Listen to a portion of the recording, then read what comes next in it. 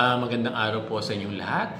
Sana matapos niyo panoorin itong aking vlog ay makapag-subscribe kayo sa aking YouTube channel. At sana matapos niyo panoorin itong vlog kong ito, pakihit na lang din yung notification bell para every time na nagkakaroon ako ng bagong vlog ay palagi kayong manonotify. At yung request na Sir Bong, sana itong vlog kong ito ay may share nyo sa inyong mga kaibigan, sa inyong mga kasamahan at importante sa inyong mga co-teachers. At yung palaging request na Sir Bong, favor nyo na lang kay Sir Bong kasi dyan sa mga vlogs ko ay maraming lumalabas na ads. Sana pag lumalabas yung mga ads, huwag nyo siyang i-skip. Papanoorin nyo ng buong buo lahat ng ads na lumalabas dyan sa aking vlog. Pwede ko bang asahan yan sa ating mga kaguruan? Maraming salamat sa inyong lahat. Bago natin puntahan yung topic natin ngayon, magkwentuhan muna tayo tungkol dito sa PBB. Kasi may ilang mga guro ang palaging nagko-comment doon sa aking YouTube channel kasi sabi nila, sila daw till now ay wala pang PBB. Alam nyo talagang malungkot na till now ay wala pa kayong PBB, Pero, meron namang pera, may budget naman, may pondo naman ang DBM. Kung may delay sa pagkakaunawa natin na sa mga respective regions nyo na yung kakulangan, yun yung pagkakaunawa ni Sir Bong. Alam nyo, dear teachers, sanay naman tayo na mag-antay. Kaya talagang wala kayong choice kung hindi ang antayin na magkaroon kayo ng PBB. Alam nyo, dear teachers, kasi 48% din ng ating salary yung PBB, kaya talagang malaking halaga din ito.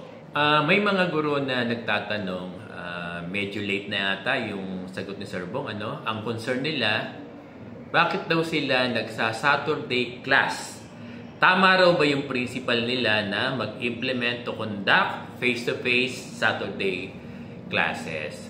Kasi, di ba, dear teachers, dahil sa bagyong Enteng, napakarami natin suspension of classes.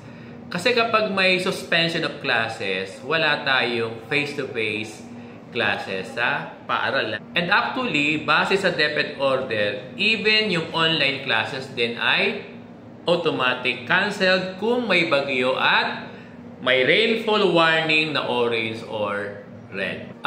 Ganito kasi yan, dear teachers, kung nagkanda kayo ng alternative delivery mode o yung ADM na tinatawag natin sa mga panahon na may suspension of classes or kung nagkaroon kayo ng teaching and learning via online during the days na suspended ang F2F dahil sa bagyong Enteng, hindi nyo need na mag-Saturday F2F classes pa. Pero kung hindi naman kayo nag-conduct ng ADM nung suspended ang klase, talagang pwede kayong i-require ng inyong mga principals na mag-Saturday classes.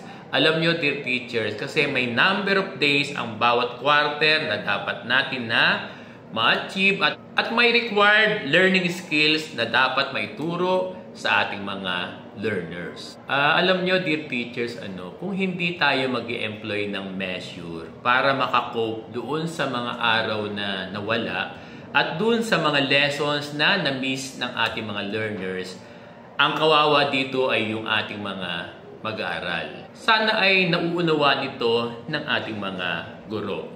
So kung ang query, ang tanong ng mga teachers, tama ba yung principal kung pinagkanda kayo ng Saturday classes? Kung hindi kayo nag-ADM, tama ito, tama yung principal. Pero kung nag-conduct naman kayo ng ADM, ipaliwanag nyo na lang sa inyong principal na hindi na dapat kayo magkakandak ng Saturday classes. Maliwanag ba ito? Maraming salamat sa inyong lahat.